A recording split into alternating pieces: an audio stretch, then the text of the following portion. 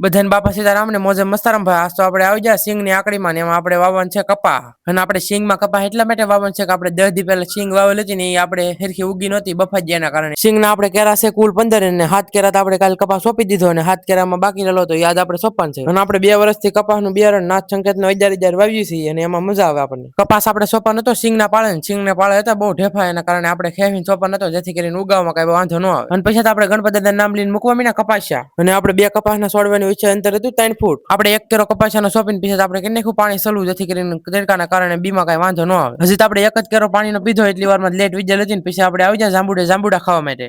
જાંબુડા ખાઈને અહીંયા સડી જુક ભાઈ ઓલો કેરો તો પીજેલો હતો એટલે પછી આપણે આવી જાય બીજો કેરો વાળવા પછી ડાયરેક્ટ આપણે મોટર ચાલુ કરવાની જ રહે એમ. લેટ હવે થોડીક વારમાં આવી છે એવું લાગતું તો નહીં આપણને લાગેલી હતી ભૂખ એટલે આપણે ડુંગળી ટમેટા નાસ્તો ને એવું લઈને આવી જાય ધાબા પર ને ભાઈ કે નાખ્યું ડુંગળી મોળવાનું ચાલુ ને આપણે હારો ડુંગળી મોળતા અને તમને ખબર જ પડી જાય છે કે ડુંગળી ને એવું મોળી એટલે આપણે બનાવવાની નથી ભેળ. અને પછી તો આપણે ડુંગળી ટમેટા મોળીને જે નાસ્તો લાવેલો હતા એ મસ્ત મજાને કાચરોકમાં ભેળવી નાખ્યો અને પછી તો આપણે ભેળ શાખી એટલે બનેલી હતી 1 નંબર. ધાબા પરથી ભેળ ખાઈને આવ્યા એટલી વારમાં ત્યાં 8 મિનિટ હતો દીન બાકી તો આપણે અત્યારે સોપાન છે પાછા કપાસ્યા બાકી બધાને બાપા છે ત્યારે આમ ને મસ્ત રમ ભાઈ.